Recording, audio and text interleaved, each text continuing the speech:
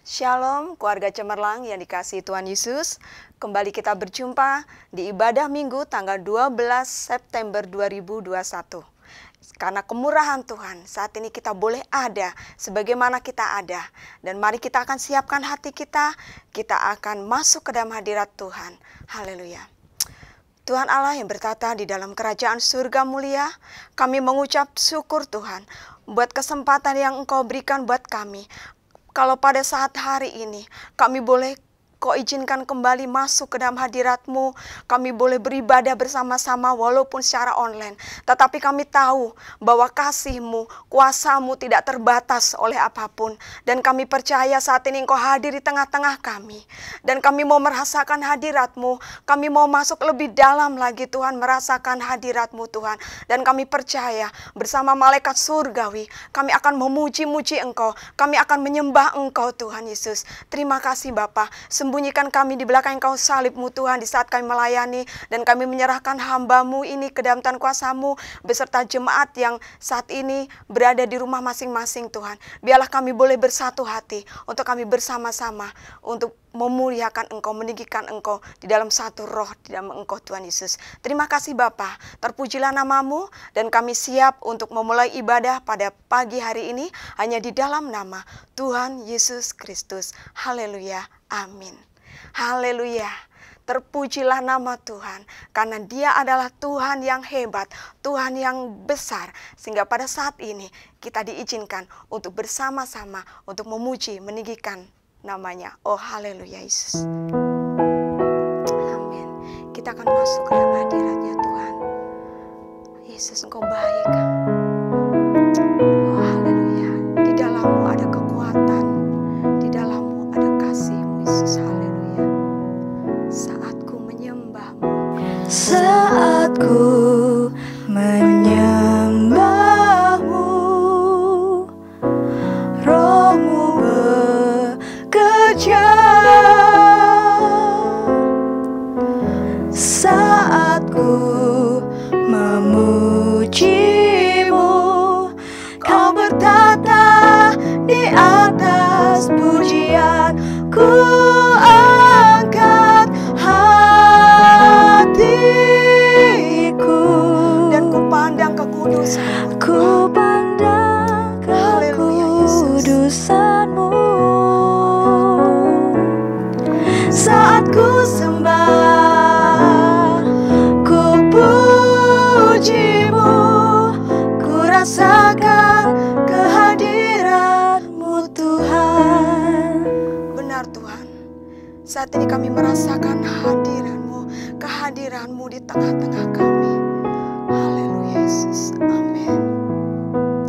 Glory. Saat ku menyembah-Mu, Roh-Mu bekerja dahsyat Tuhan. Roh-Mu bekerja. Yesus. Saat ku memuji-Mu, Kau bertata di atas pujian. Kita angkat tangan kita. Haleluya Yesus. Dan kita mengangkat hati kita bagi Allah kita. Yesus. Ku pandang Amen. kekudusan-Mu. Saat ku sembah, ku puji-Mu, ku rasakan kehadiran-Mu Tuhan. Haleluya.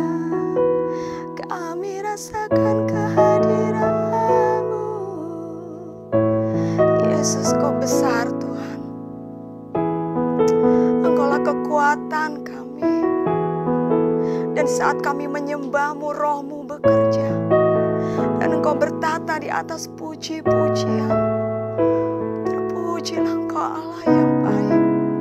Haleluya Yesus. Ku angkat hatiku, ku pandang kekudusan-Mu. Saat ku sembah,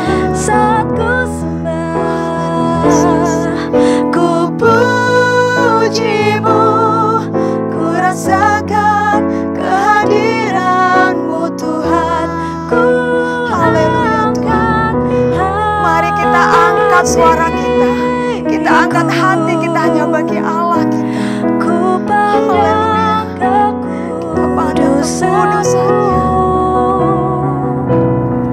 Saat ku sembah, ku pujimu, ku rasakan kehadiran-Mu Tuhan.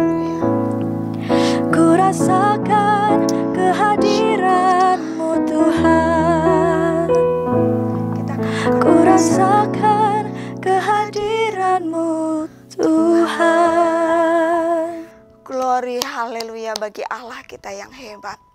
Saat ini kita mau bersuka-suka, kita mau beria-ria di hadapan Tuhan. Kita mau katakan bahwa Tuhanlah kekuatan dan mazmur kita. Haleluya. Mari kita bangkit berdiri, kita bersorak-sorai, bertepuk tangan bagi Allah kita yang hidup. Haleluya. Mari semuanya kita bersorak-sorai bagi Tuhan. Walaupun kita di rumah, tetapi roh kita sama. Haleluya. Amin. Tuhanlah kekuatan dan mazmurku, Dia gunung batu dan keselamatanku. Hanya padamu hatiku percaya, Kaulah menara dan kota perlindungan. Katakan ku mau bersyukur. Ku mau selalu bersyukur, sebab cintamu padaku takkan pernah berubah. Hatiku percaya, walau bumi bergoncang, gunung-gunung beranjak, namun kasih setiamu tak pergi dariku. Ya benar Tuhan, kasih setia Tuhan tidak akan pernah beranjak dari hidup kita. Haleluya. Kita katakan Tuhanlah kekuatan. Amin. Tuhanlah kekuatan dan mazmurku, Dia gunung batu dan keselamatanku. Hanya padamu hatiku percaya, Kaulah menara dan kota perlindungan. Katakan ku mau bersyukur, ku mau selalu bersyukur, sebab cintamu padaku takkan pernah berubah. Hatiku percaya, walau bumi bergoncang, gunung-gunung beranjak, namun kasih setiamu tak pergi dariku.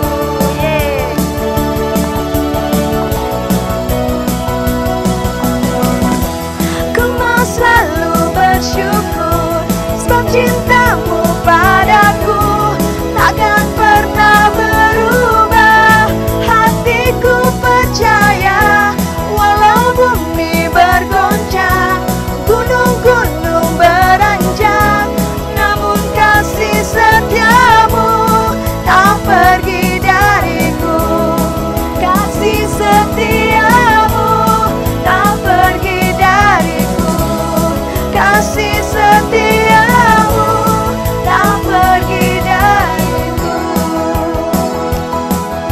Haleluya. Berikan kemuliaan bagi Allah kita yang hidup. Haleluya.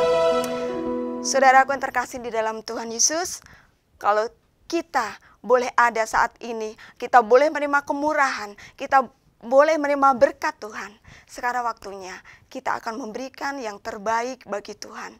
Kita akan berdoa. Tuhan Yesus, kami bersyukur kalau saat ini kami boleh bersukaria bersama saudara kami seiman. Kami boleh menikmati hadirat-Mu. Dan sementara kami akan memberikan yang terbaik bagi pekerjaan-Mu Tuhan. Tuhan berkati setiap tangan-tangan yang akan memberi. Karena kami percaya Tuhan perhitungkan segala sesuatu. Dan Tuhan akan curahkan berkat-Mu kepada anak-anak-Mu berlipat kali ganda. Dan kami juga berdoa buat saudara-saudara kami yang saat ini mungkin belum bisa untuk memberikan, menabur bagi pekerjaan-Mu. Kami tetap percaya berkat-Mu tidak akan pernah kurang atas kehidupan mereka akan tercurah lebih dan lebih. Dan kami percaya kami semua akan Engkau berikan berkat-berkat yang luar biasa daripada Engkau, dan akan memberikan taburan yang terbaik bagi kemuliaan-Mu. Terima kasih Bapa, kami siap untuk memberikan yang terbaik bagi pekerjaan-Mu. Haleluya, amin. Bagi Bapak Ibu, Saudara yang terkasih, yang rindu memberikan persembahan dan perpuluhan, boleh melalui rekening yang tertera di layar kaca Bapak Ibu. Dan sekali lagi kami mengingatkan bahwa rekening yang tertera adalah rekening gereja, dan mohon untuk tidak mentransfer ke rekening yang selain dari rekening yang tertera. Terima kasih, Tuhan Yesus memberkati. Kita akan siapkan setiap hati kita. Kita akan mendengarkan firman Tuhan yang akan disampaikan oleh Bapak Pendeta Jupen Nainggolan. Kita akan masuk ke dalam hadirat-Nya. Kita siapkan hati kita. Haleluya Yesus. Amin. Amin Yesus. Gloria. Syukur. Bapak, kami tahu di saat kami di dalam kesulitan, di dalam kami menghadapi kesusahan, Engkau berada bersama kami. Di dalam lembah kekelaman, Engkau selalu ada. Haleluya Yesus, terima kasih, Kau baik Tuhan. Bapa, Kau mendengar seruan hatiku,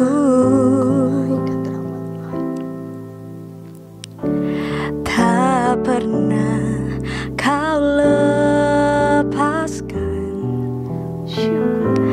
dari kasih-Mu. Lewat lembah kelam,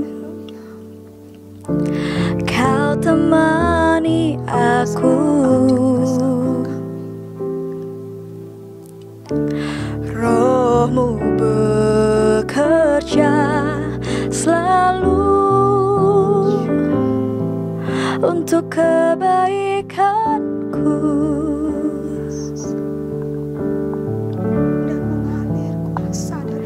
mengalir kuasa dari tempat maha tinggi.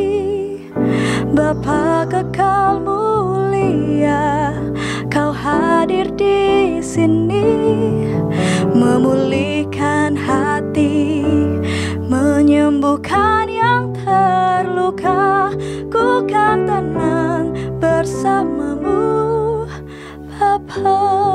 Benar Tuhan, kami tenang bersama-Mu, melewati apapun masalah kehidupan kami, melewati apapun yang terjadi atas hidup kami. Haleluya Yesus.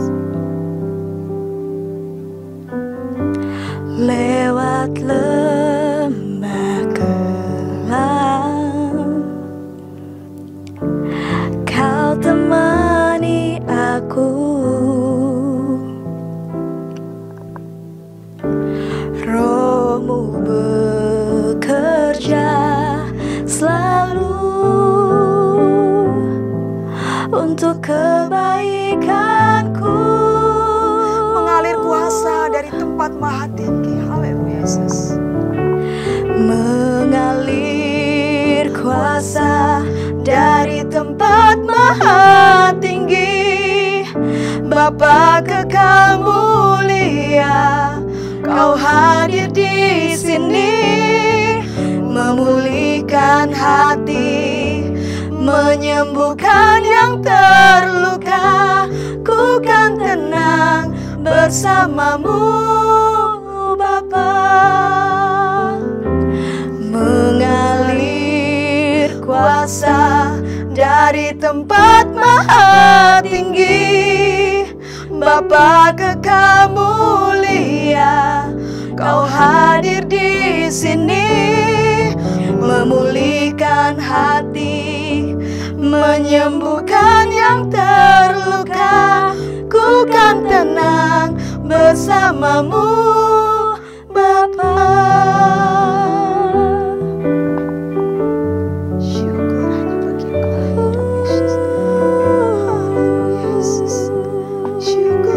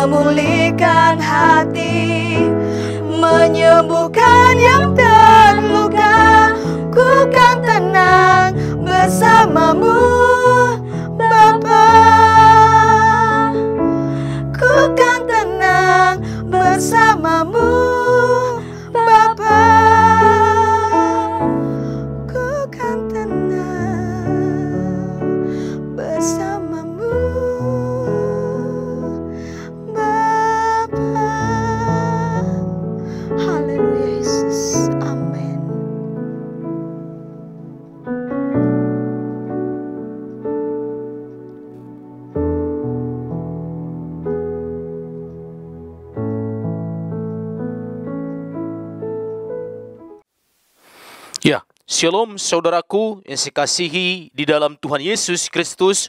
Kita sudah memuji Tuhan, memuliakan Tuhan. Tibalah saatnya kita hari ini untuk mendengarkan kebenaran firman Tuhan. Sebelum kita mendengarkan firman Tuhan, kita awali dengan berdoa. Mari kita semua berdoa.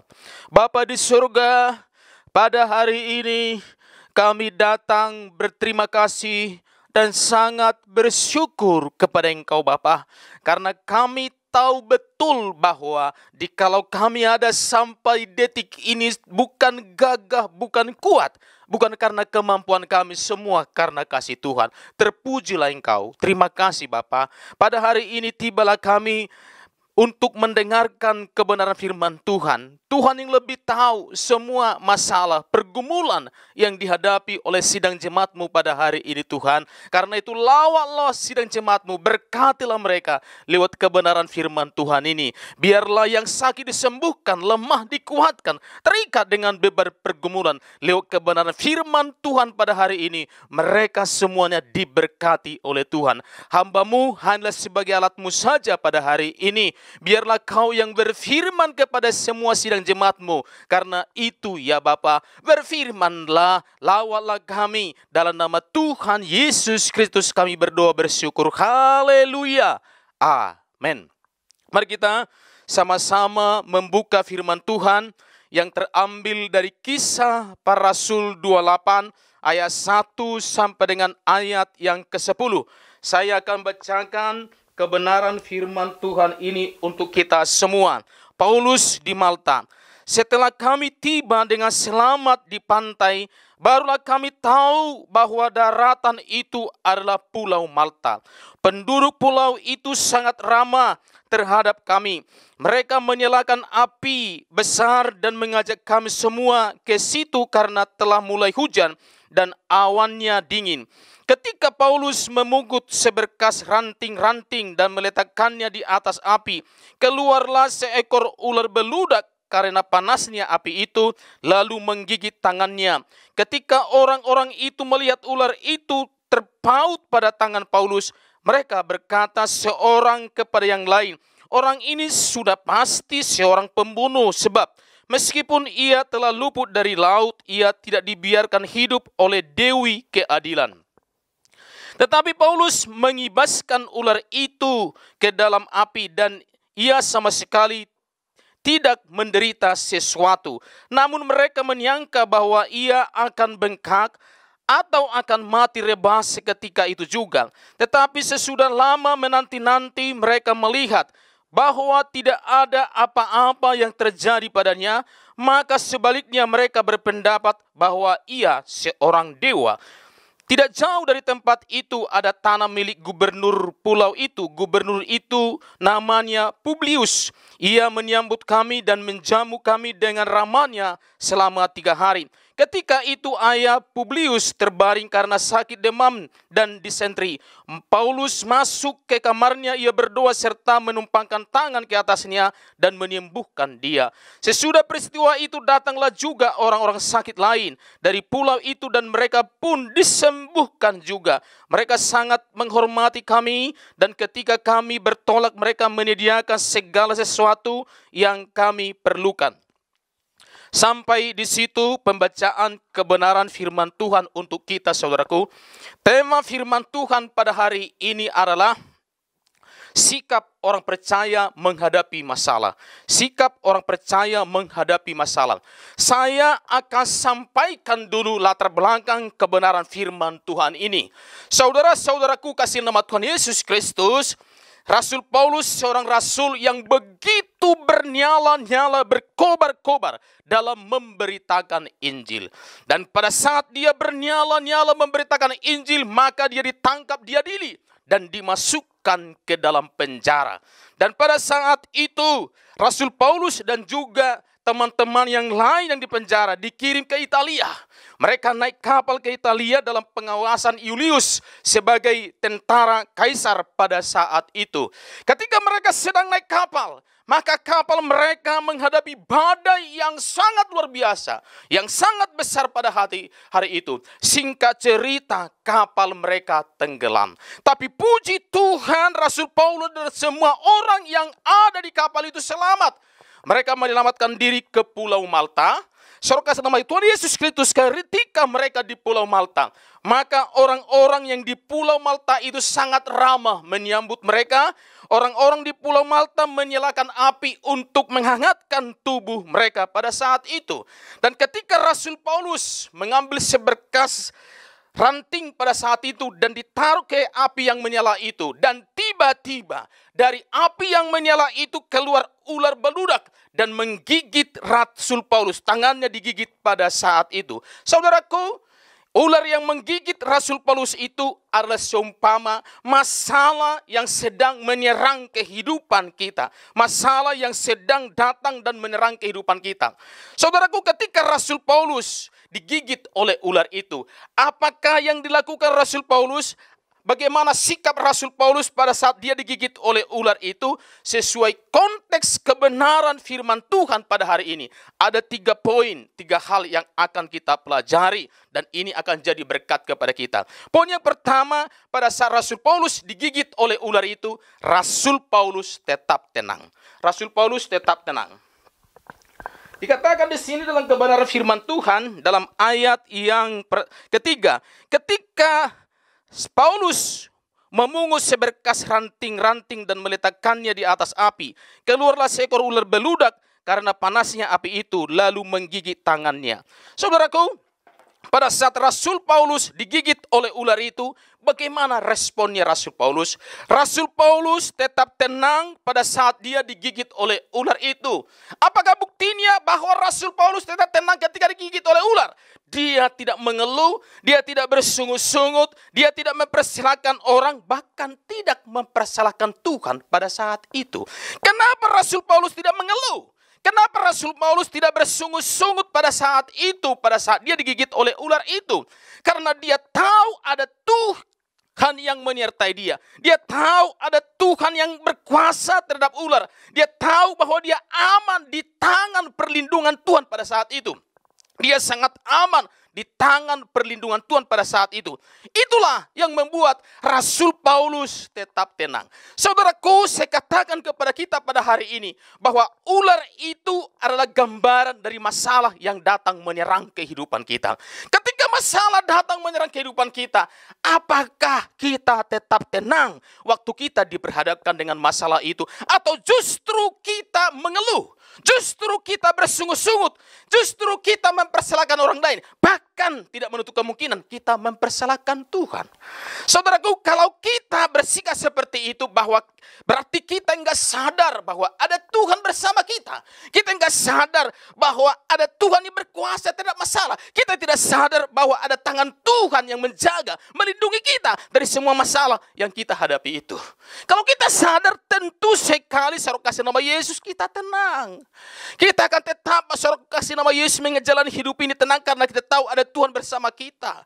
Ada tangan Tuhan yang menjaga, melindungi kehidupan kita. Kita tidak akan mengalami mara bahaya, tidak akan dihancurkan oleh masalah itu. Karena ada Tuhan, ada tangan Tuhan yang kuat menjaga, melindungi kehidupan kita semua. Saudaraku kasih nama Tuhan Yesus Kristus, semua kita tahu bahwa di tengah laut ada batu karang. Batu karang. Kenapa batu karang itu tidak hancur, saudaraku? Sementara sudah sering mengalami badai yang sangat besar. Sering diterpa oleh ombak yang sangat besar. Sering kena hujan yang begitu deras. Kenapa batu karang itu tidak rubuh? Tetap dia berdiri kokoh di tengah laut itu. Karena batu karang itu batu karang yang kuat. Di lubang batu karang itu ada seekor burung. Burung itu bersiul-siul di lubang batu karang itu. Dia tenang, dia bersiul-siul, bernyanyi-nyanyi di lubang batu karang itu. Sementara pada saat itu terjadi satu masalah yang sangat besar. Hujan yang sangat deras pada saat itu. Badai yang sangat kencang, gelombang ombak yang sangat besar.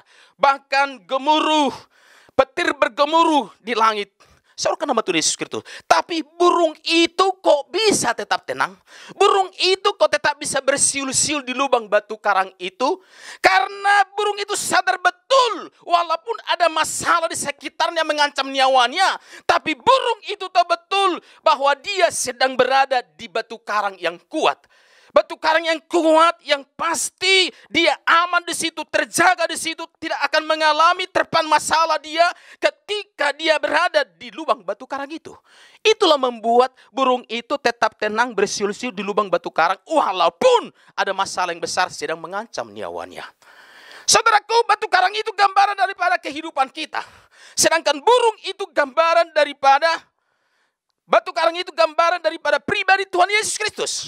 Batu karang itu gambaran daripada pribadi Tuhan Yesus Kristus, sedangkan burung itu gambaran daripada pribadi kita.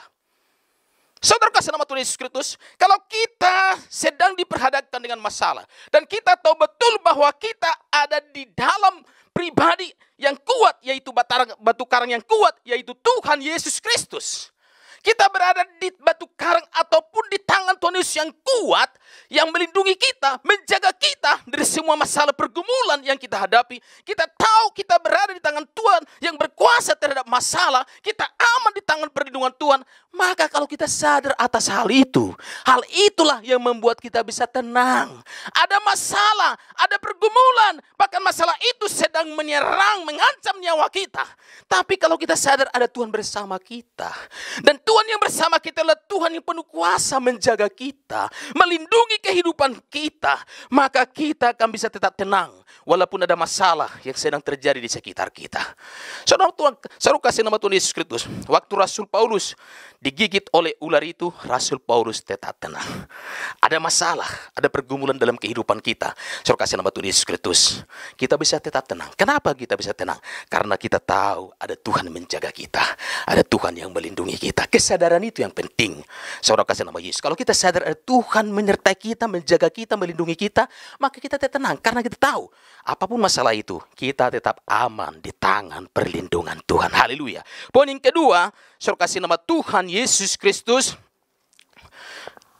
Ketika Rasul Paulus diperhadapkan dengan masalah, dia tetap tenang. Poin yang kedua, tetapi Paulus mengibaskan ular itu ke dalam api, dan ia sama sekali tidak menderita sesuatu. Ketika Rasul Paulus digigit oleh ular itu, Rasul Paulus melepaskan ular itu. Yang poin yang pertama tadi, waktu Rasul Paulus digigit oleh ular, dia tetap tenang. Poin yang kedua, ketika Rasul Paulus digigit oleh ular, dia melepaskan. Ular sedang bergelantung di tangannya pada saat itu, dan dia melepaskan ular itu daripada tangannya. Saudara kasih nama Tuhan Yesus Kristus, ular itu berbicara tentang orang yang mungkin menyakiti hati kita, melukai kita, baik secara fisik dan juga secara psikis. Kita bisa disakiti, kita mungkin dihina, dipojokkan, direndahkan, dipermalukan. Dan hal itu membuat kita, saudara kasih nama Tuhan Yesus Kristus, dendam sakit hati kepada orang tersebut. Nah, ketika kita disakiti, kita saudara dilukai, apakah kita saudara nama Yesus mau melepaskan pengampunan? Kita mau melepaskan rasa benci terhadap orang itu.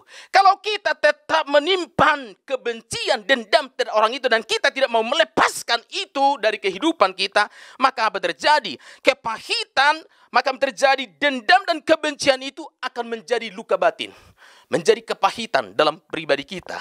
Saudara-saudaraku yang saya kasihi dalam Tuhan Yesus Kristus. Dan kalau hati kita sudah mengalami luka batin, sudah mengalami kepahitan karena dendam kebencian tadi, maka kita akan mulai berubah. Karakter kita mulai berubah. Dulu kita adalah pribadi yang care kepada orang, peduli, suka memperhatikan orang. Tetapi sesudah kita mengalami luka batin, kita menjadi pribadi yang cuek, tidak memperhatikan orang lagi. Karakter kita mulai berubah. Sesudah kita, saudaraku, mengalami luka batin, kepahitan karena dendam kebencian yang menguasai hati pikiran kita. Kita mengalami perubahan karakter. Dulu kita pribadi yang care, peduli dengan orang, suka memperhatikan orang, menjadi pribadi yang cuek, tidak mau memperhatikan orang lagi. Dulu kita saudara kasih nama Tuhan Yesus Kristus pribadi yang tenang. Ketika menghadapi apapun, pribadi yang tenang. Tapi sesudah mengalami luka batin, kita menjadi pribadi yang sensitif dan mudah tersinggung. Dulu kita pribadi yang suka bergaul. Tetapi sesudah mengalami luka batin, kepahitan, kita menjadi pribadi yang tertutup. Tidak suka bergaul lagi. Dulu kita pribadi yang percaya sama orang, berpikiran positif kepada orang. Tapi sesudah kita mengalami luka batin, kita menjadi pribadi yang berpikiran lebih cenderung, berpikiran negatif. Dan juga saudara kasih nama Yesus curiga terhadap orang. Banyak lagi hal-hal seorang nama Yesus Kristus yang dialami orang yang luka batin. Tapi saya tidak akan jelaskan semuanya. Sekarang saya katakan kepada kita, saya pertegas kepada kita. Kalau kita, saudaraku, kasih nama Tuhan Yesus Kristus yang disakiti oleh orang, dilukai oleh orang, dan tidak menutup kemungkinan dendam, kebencian muncul dalam hati kita. Tapi kalau kita menyimpan kebencian, dendam itu dalam hati kita, saya katakan kepada kita, maka kebencian dan juga dendam itu akan membuat kita luka batin. Luka batin. Dan saya tegaskan kepada kita, kebencian dan luka batin itu menjadi tiang yang membuat kita terus berputar-putar di luka batin, berputar-putar dalam kepahitan. Luka batin, kepahitan itu berbicara bahwa di situ tidak ada damai. Di situ tidak ada sukacita.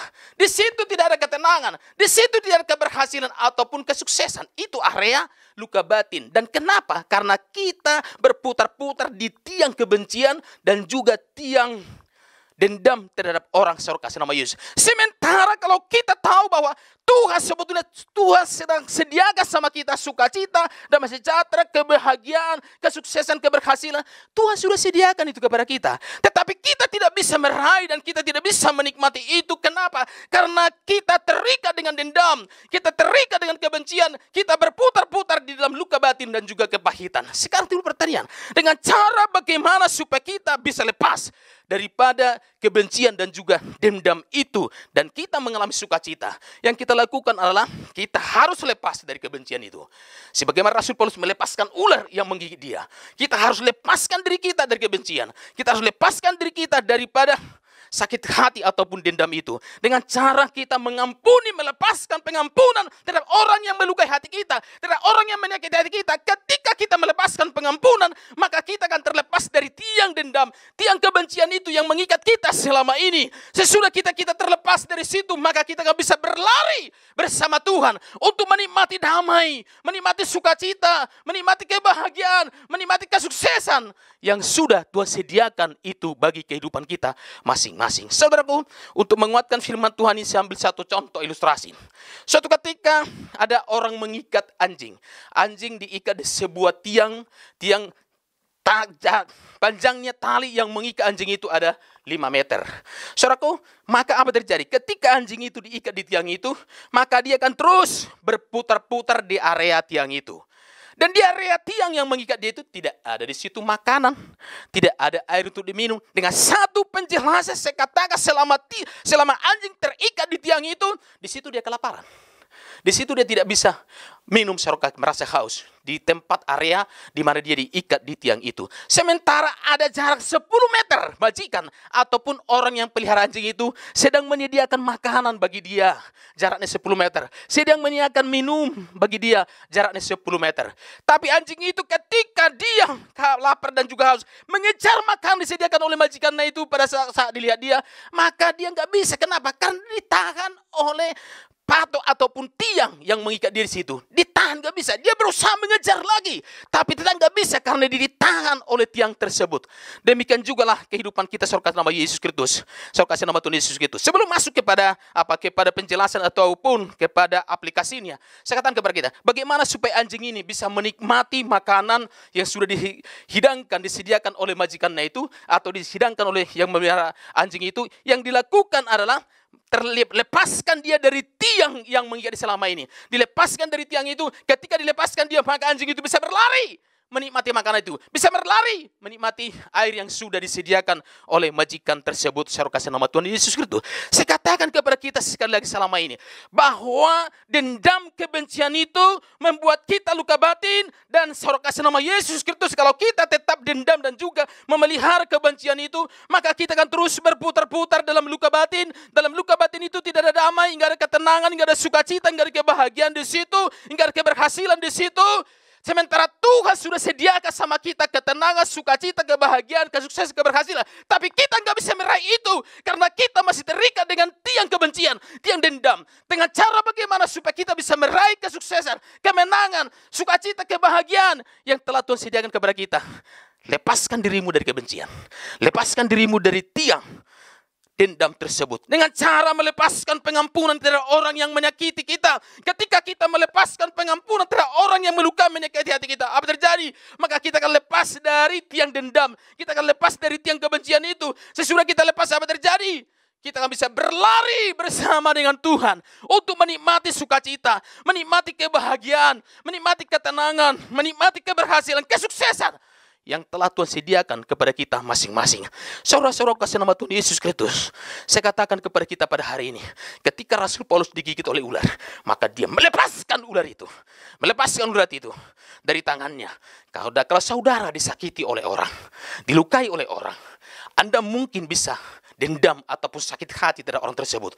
Saya katakan kepada saudara, lepaskan kebencian itu, lepaskan dendam itu, maka saudara akan bisa menikmati sukacita, kebahagiaan yang telah Tuhan sediakan kepada saudara. Haleluya.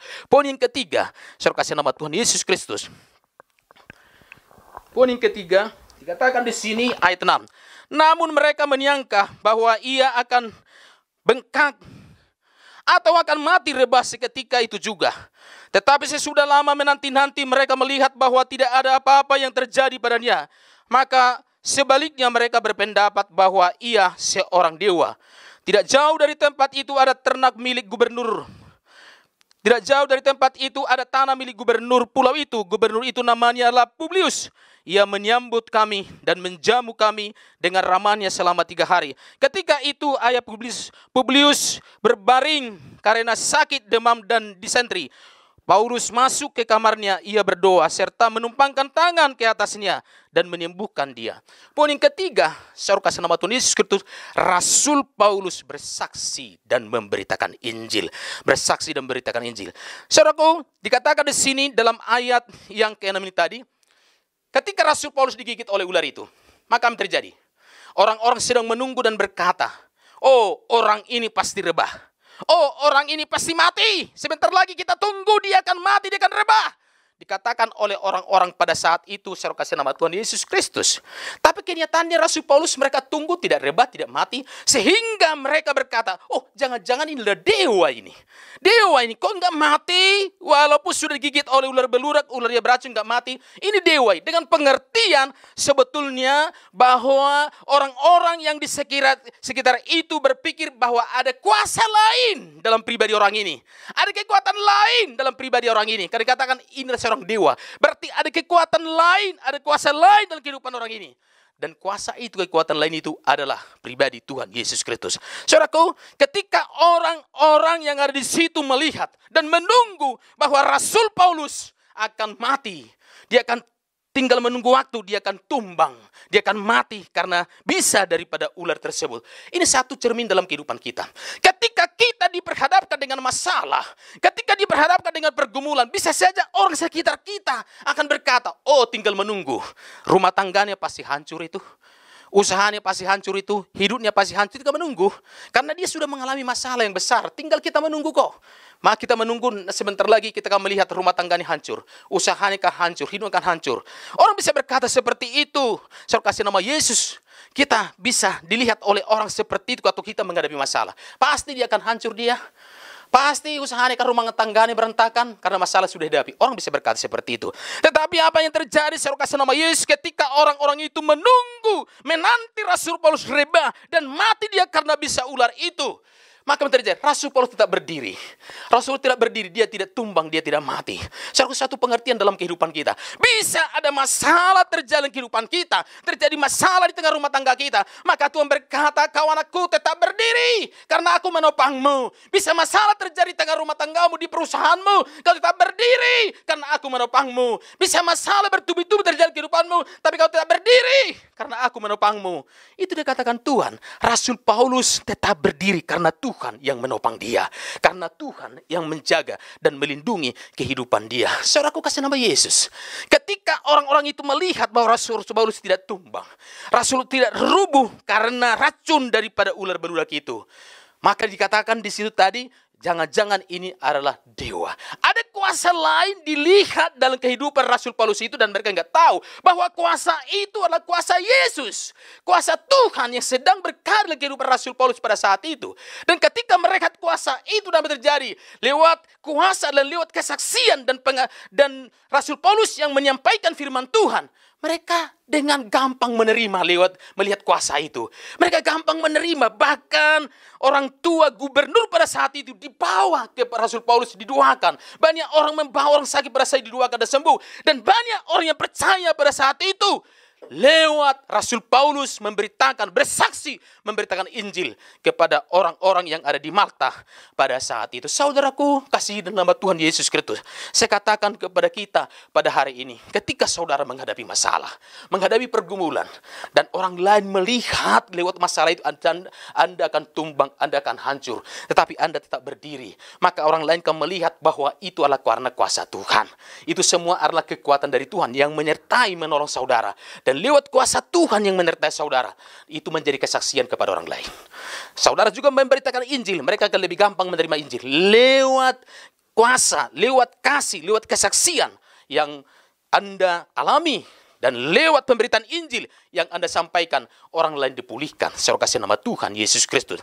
Untuk meneguhkan firman Tuhan ini, saya pernah membaca sebuah cerita. Di sebuah desa ada seorang kakek. Kakek ini hidupnya sangat sederhana. Pekerjaannya adalah mengambil kayu bakar ke hutan. Dia kumpulkan kayu bakar itu dan dijual. Hasil penjualannya adalah untuk memenuhi kebutuhan mereka, kebutuhan rumah tangganya. Kakek ini memiliki seekor kuda. Kuda jantan yang berwarna putih. Kuda ini sangat disukai oleh banyak orang. Bahkan seorang raja pada saat itu sudah menawar kudanya itu dengan sangat mahal. Tapi tetap dia tidak mau menjual kudanya itu. Saudara, nama Tuhan Yesus Kristus, pada suatu hari kuda itu hilang dari kandangnya. Ketika kuda itu hilang dari kandangnya, maka orang-orang di sekitar itu datang mempersalahkan kakek itu. Dasar kakek yang bodoh, kenapa nggak jual kudamu itu? Orang-orang sudah menawar dengan harga mahal, bahkan lebih mahal pun kau kasih, pasti dibeli kudamu itu. Kok kau nggak jual? Dipersalahkan itu kakek. Tapi kakek berkata, saudaraku, kalian hanya langsung, kalian melihat kuda tidak ada di kandangnya, dan langsung kalian berpikiran negatif. Kalian langsung berpikiran yang sangat aneh-aneh terhadap saya. Dikatakan oleh kakek itu. Sekarang saya katakan kepada kalian, saya sekarang hanya tahu bahwa kuda tidak ada di kandang, itu aja. Aku tahu sekarang kuda tidak ada di kandangnya. Dengan satu pengertian, kakek ini tetap berpikir positif dan bersyukur walaupun kuda itu tidak ada di kandangnya. Saudara, nama Tuhan Yesus Kristus, 15 hari kemudian, apa terjadi? Kuda yang keluar dari kandangnya, kuda putih tadi itu, membawa satu lusin kuda. Ada 12 kuda liar dibawa oleh kuda putih itu kembali ke kandangnya. Rupanya kuda itu bukan dicuri oleh orang. Tapi kuda itu pergi ke hutan dan dia membawa 12 ekor kuda. Maka orang-orang di lingkungan ini berkata, oh, benar yang dikatakan kakek itu, bahwa jangan kita langsung berpikiran negatif. Buktinya, dibalik daripada kuda ini hilang dari kandangnya, kuda itu sudah membawa 12 ekor kuda yang baru. Saudara, nama Yesus Kristus, kakek ini melatih kudanya itu, menjinakkan kudanya itu, dan ikut juga anaknya. Ada satu orang anaknya laki-laki yang ikut menjinakkan kuda itu. Saudara, kasih nama Tuhan Yesus Kristus. Dan pada saat anaknya itu menjinakkan kuda itu, apa yang terjadi? Si anak itu terjatuh dari kuda. Singkat cerita, kakinya patah. dia terluka.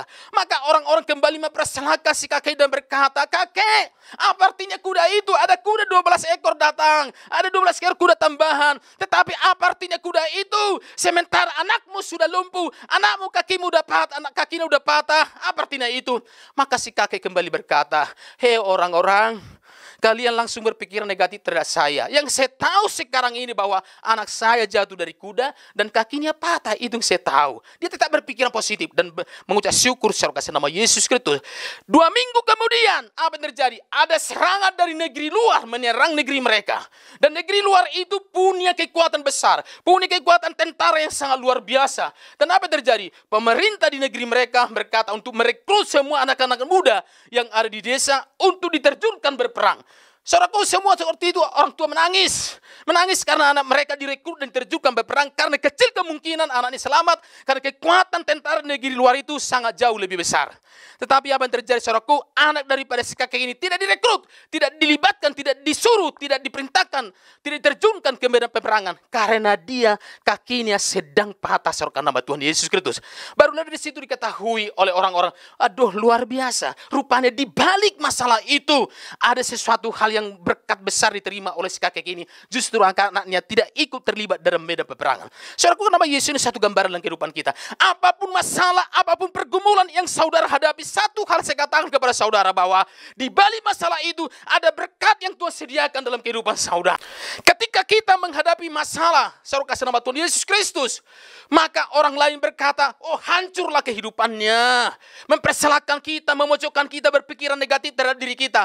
Tapi satu hal saya katakan kepada kita, kita akan tetap berdiri dan sukses berhasil. Karena di balik masalah itu ada maksud Tuhan, ada rencana Tuhan yang sangat indah. Kita berdiri dan sukses dan berhasil. Sehingga orang-orang lain yang melihat kehidupan kita punya masalah tapi tetap berdiri, tetap sukses dan berhasil. Sehingga itu menjadi kesaksian kepada banyak orang. Orang lain selama tidak percaya sama Tuhan menjadi percaya kepada kesaksian kita lewat firman Tuhan yang kita sampaikan kepada orang-orang tersebut. Kesimpulan firman Tuhan pada hari ini, saudara Yesus Kristus, sikap orang percaya menghadapi masalah. Poin yang pertama adalah ketika kita diperhadapkan dengan masalah, tetaplah tenang. Karena ada Tuhan menyertai kita. Kita aman di tangan perlindungan Tuhan. Haleluya. Poin yang kedua, ketika kita diperhadapkan dengan masalah, kita mungkin disakiti, dilukai oleh orang, saudara kasih nama Yesus Kristus, lepaskanlah pengampunan. Lepaskan dendam, lepaskan kebencian itu. Mari berikan pengampunan terhadap orang yang menyakiti hatimu, saudara kasih nama Yesus Kristus. Ketika kita melepaskan pengampunan, maka kita mengalami sukacita, damai sejahtera yang luar biasa dari Tuhan. Poin yang ketiga, saudara kasih nama Tuhan Yesus Kristus, pada saat kita saudara nama Yesus Kristus menghadapi masalah, menghadapi pergumulan, dan di balik masalah itu ada berkat besar Tuhan sediakan kepada kita. Dan lewat itu kita bersaksi dan memberitakan Injil kepada orang lain. Dengan satu penjelasan katakan kepada kita, kita menjadi pribadi-pribadi yang bersaksi, memberitakan Injil kepada orang lain. Sehingga orang yang tidak percaya sama Tuhan menjadi percaya kepada Tuhan. Biarlah kebenaran firman Tuhan ini jadi berkat kepada kita semua. Tuhan Yesus sayang, Tuhan Yesus memberkati kita semua. Shalom. Mari kita berdoa. Saudara kasih nama Yesus Kristus. Bapa di surga, kami kembali datang berdoa, mengucapkan syukur dan terima kasih kepada Engkau Bapa. Kami sudah mendengarkan firman Tuhan pada hari ini yang menguatkan, mengingatkan kami bahwa ketika kami menghadapi masalah, kami harus tetap tenang. Karena ada Yesus yang menyertai kami.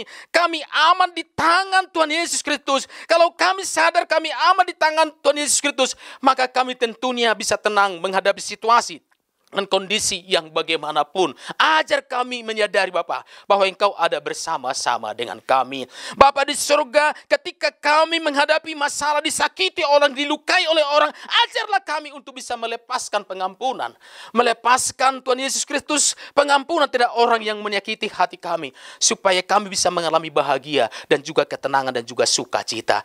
Ketika kami diperhadapkan dengan masalah apapun Tuhan Yesus Kristus, Tuhan tetap mau mengajar dan memberitakan kami bahwa dimanapun kami berada, kami tetap harus menjadi saksi Tuhan dan memberitakan Injil. Biar lewat kebenaran firman Tuhan ini pada surga, semua kami diberkati, semua kami bersukacita, semua kami bangga karena memiliki Tuhan Yesus. Kalau ada sekarang jemaatmu Tuhan yang sakit oleh kuasa darah, kuasa bilur-bilur Tuhan Yesus Kristus, mereka dilawat, dicabut, sembuh dalam nama Tuhan Yesus Kristus. Terikat dengan beban pergumulan Itulah lihat kepada firman Tuhan pada hari ini. Mereka lepas. Mereka sepertinya melihat di depan tidak ada pintu yang terbuka. Tapi lihat kepada firman Tuhan pada hari ini. Mereka melihat pintu yang terbuka. Pintu kesuksesan, pintu ketenangan, pintu kebahagiaan adalah milik mereka semua. Dalam nama Tuhan Yesus Kristus kami berdoa dan mengucap syukur. Berkati hamba-Mu Tuhan, Bang Henry, yang terus bersemangat Tuhan melayani, khususnya mempersiapkan segala hal berhubungan untuk rekaman pemberitaan Injil pada hari ini. Berkati Pak Henry dan juga yang keluarga. Dalam nama Tuhan Yesus kami berdoa, mengucapkan syukur. Haleluya, haleluya, haleluya. Amin. Saudaraku, kasih dalam nama Tuhan Yesus Kristus.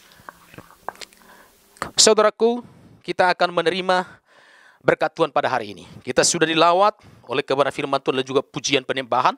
Dan tiba saatnya kita akan menerima berkat dari Tuhan mengakhiri ibadah pada hari ini. Saya undang kita bangkit berdiri. Marilah kita terima berkat dari Bapa kita di surga. Haleluya. Kasih dari Bapa kita di surga. Anugerah dari Tuhan kita Yesus Kristus. Serta persekutuan kuat kuasa Roh Kudus. Haleluya. Itulah yang menyertai dan memberkati kita semua. Sampai Maranatha, Yesus akan datang kembali jemput dan membawa kita ke surga yang penuh kemuliaan itu. Di surga itu kita senang, bahagia sampai selama-lamanya. Semua kita yang sudah terima berkat dari Bapa di surga, sama-samalah kita berkata, amin. Amin. Tuhan Yesus memberkati kita semuanya.